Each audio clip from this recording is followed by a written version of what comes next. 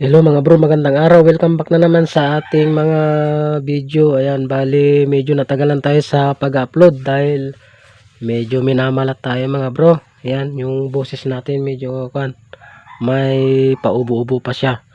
Okay, bali may gagawin tayo dito mga bro na isang Bluetooth speaker. Ayan o.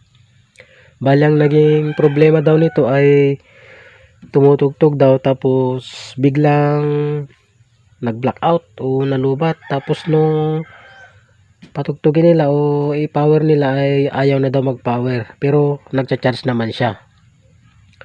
Okay, subukan nating i-charge ngayon.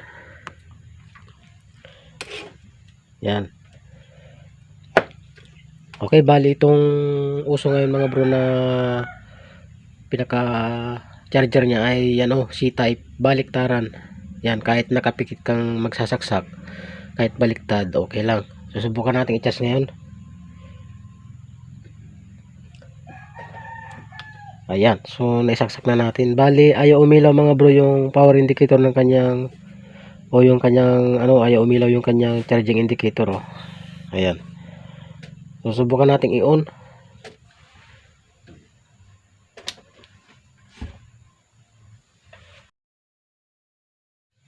Ayun, umiilaw naman yung kanyang charging indicator kapag naka-on yung kanyang volume.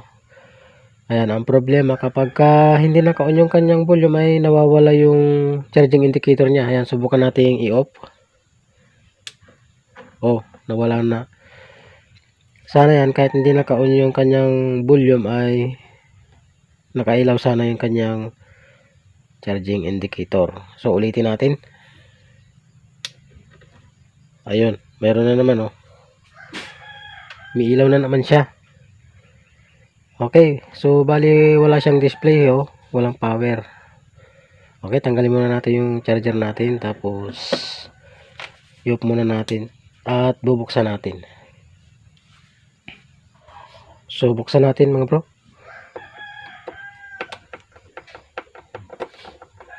Titignan natin kung anong problema niya.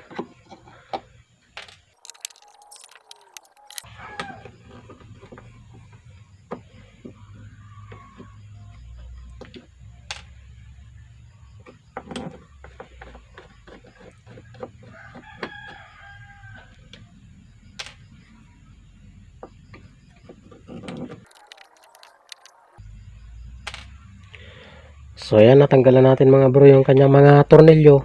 Subukan natin ayan oh. Ayan yung kanyang laman.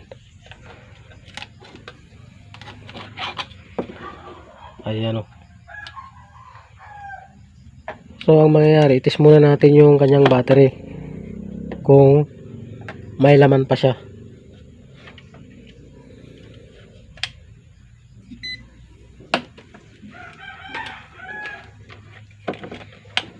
Check natin mga bro.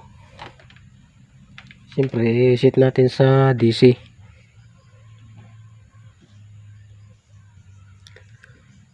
So bali meron naman siyang 3.8 volt ayun DC. Pero bakit ayaw mag-on? Subukan nating i-on kung hindi magdadrop yung kanyang kuryente. Yan. So itis natin ulit. Kung hindi nag-drop yung kanyang 3.8. So bali hindi naman siya nag-drop mga bro. Pero wala siyang display. Okay, so subukan natin kung ngayon ilagay yung kanyang charger. Tapos tanggalin natin yung kanyang battery. Kung nakakaabot ba dito yung voltahe ng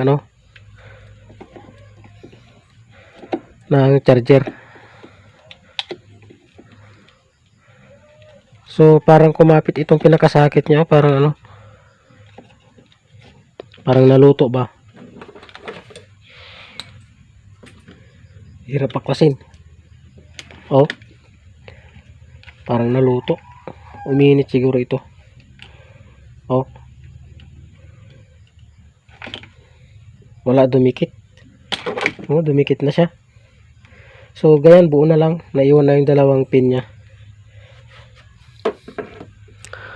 So ilagay natin yung kanyang charger mga bro. Yan, saksak natin dito. Sana kahit hindi naka-on yung volume niya ay nakakapasok pa din dito yung voltahe ng ating charger. Okay, subukan natin. Ayun. Oh, ang problema kapag nakapatay, nawawala yung supply ng kanyang charger. So subukan natin kung nakakarating ba dito yung voltahe ng charger natin.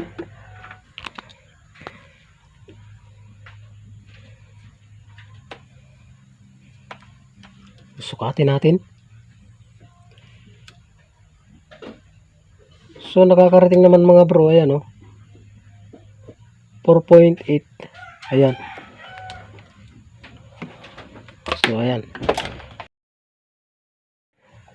So titingnan ko muna mga bro, i-update ko na lang kay mamaya kung ano talaga yung naging problema niya at ito troubleshoot ko muna para hindi umaba yung ating video. Okay. Okay mga bro, update ko lang sa ating ginagawang Bluetooth speaker. Ayan, bali dito sa pagdating dito sa pinaka main socket ng battery natin ay solid naman yung kanyang voltahe. Ayan oh. Ayan, 4 volt mga bro. So dito sa pinaka main socket ng battery natin ay ayan oh. 4 volt naman ang lumalabas. Ayan.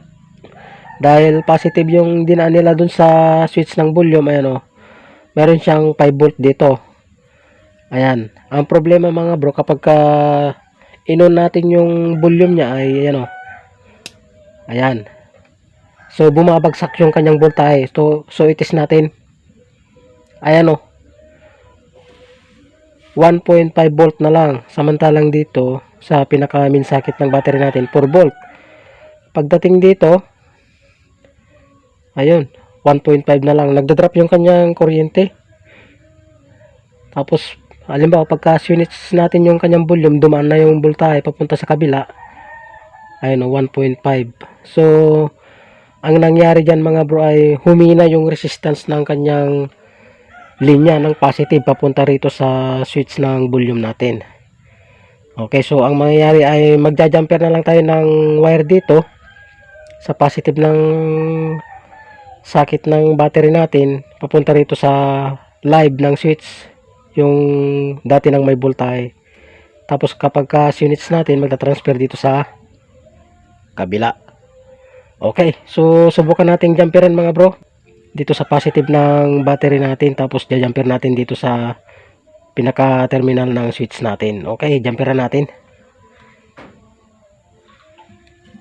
So live yan mga bro, ingat lang. So apply natin ng hinang tong pinaka positive para madaling kumapit yung wire natin. Ayan. Okay. Tapos applyin din natin yung live dito sa switch natin na nagda-drop yung kanyang voltahe.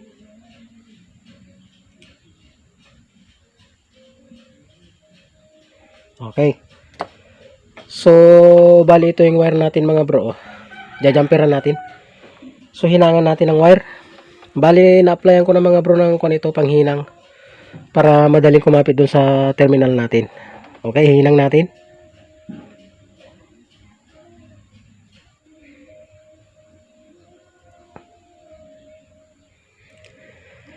Ayan, nahinang na natin dun sa pinaka main socket ng battery natin. Tapos hinang naman natin dun sa may live ng pinaka live na switch ng volume, pero patay muna natin, mamaya natin i-on. Subukan natin, baka mag-on siya. Nagda-drop yung kanyang voltahe. Okay. So ayun. So na-jumperan na natin. So subukan natin ngayong i-on mga bro. So ayun pati kahit naka-off na yung kanyang yung kanyang volume ay nagcha-charge na siya. Hindi katulad kanina. Kahit naka-off yung kanyang volume ay hindi nagcha-charge. Okay, susubukan natin i-on.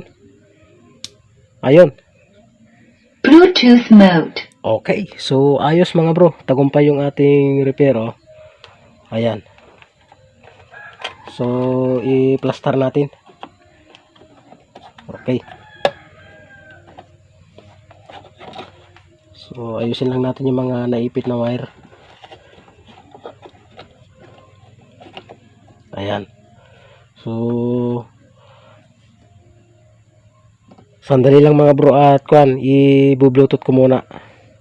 At testingin natin. Okay, so bali na i-bluetooth na natin mga bro yung repair natin na Kingster na Bluetooth speaker. Ayan o. Ayan, subukan natin i-play ngayon. Okay, play natin. Tumutugtog na siya.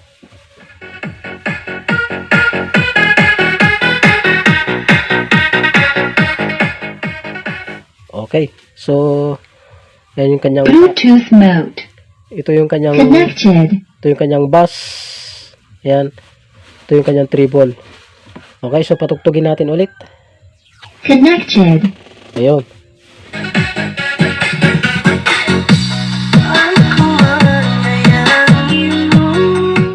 Okay, so ayos na mga bro yung repair natin na Bluetooth speaker. Oh. Ayan. So, okay, hanggang dito na naman muli mga bro at sana ay nagkaroon na naman kayo ng kunting kaalaman dito sa video natin na ito. Ayan, at kung bago ka sa aking channel ay huwag kalimutang mag-subscribe, like, share at pakihit na rin ang notification bell para ma-update kayo sa mga bagong upload natin. Okay, ayos mga bro.